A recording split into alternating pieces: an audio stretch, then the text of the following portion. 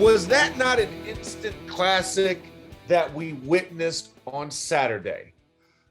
We did not serve rat poisoning to the Alabama Crimson Tide, and the rats ran free. And especially when you look at just the job Bryce Young did, Jamison Williams, John Mechie in the first half.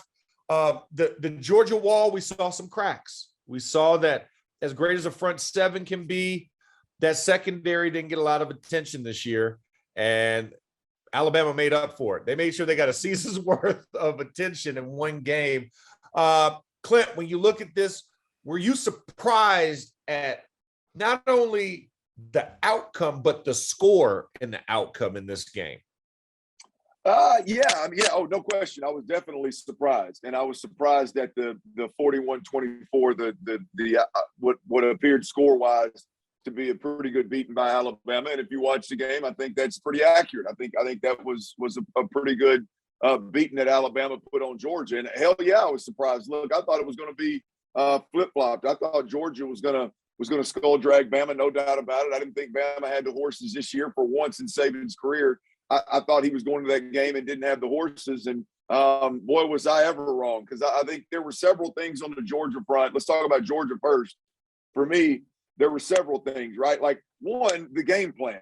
Like, I expected the Georgia Bulldogs plan to consist of whatever it took to get pressure on Bryce Young, especially after watching Auburn have really 4 quarters worth of success. Derek Mason's defense was lights out, and they were relentless with the pressures.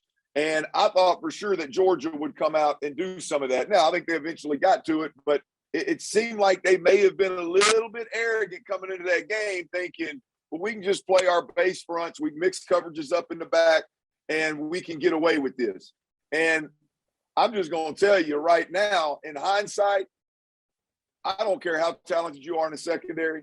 If Bryce Young can sit in that pocket and process what's going on and get through his progressions and deliver the ball on platform on time, you have zero chance. I don't give a damn if you're Georgia. So the biggest surprise, and I got several, but the biggest surprise for me, Max, was that they didn't come out with a plan to flat out pressure both the Alabama's tackles and ultimately create chaos around Bryce Young. I thought going into the game, I thought that is a no-brainer. They're going to do that. And if they do, it's going to be a long game for Alabama. It'd be a wrap, Georgia win.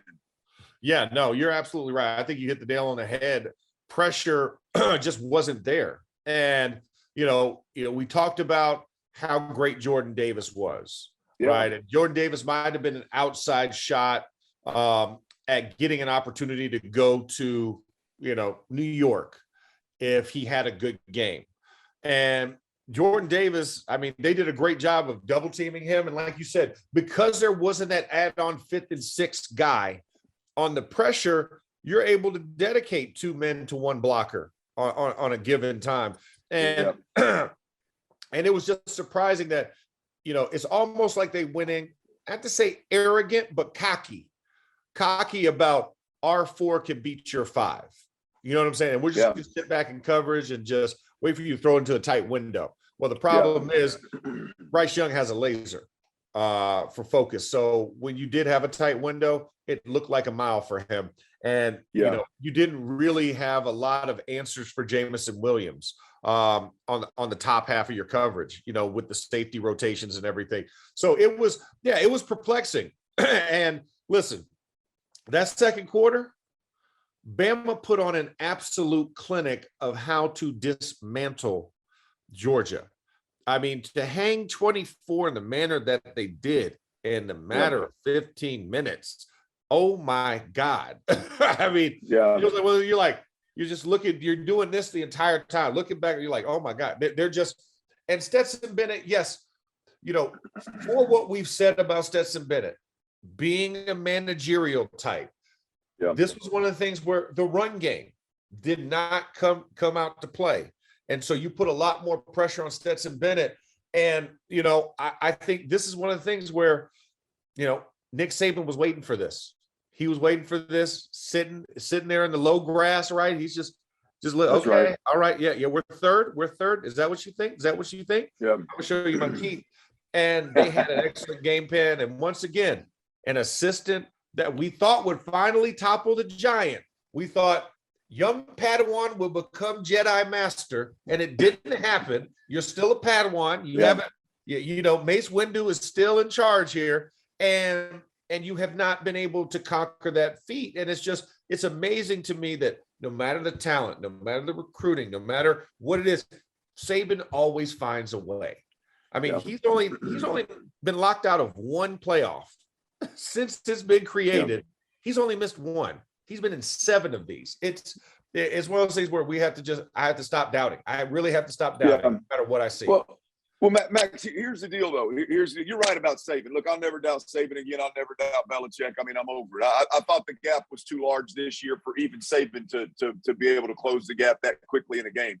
But here's where we're at now. That game's over. Right, that game is over, and when Alabama won the game, and Alabama catapulted to the #1 spot. Okay, we get it. That game's over.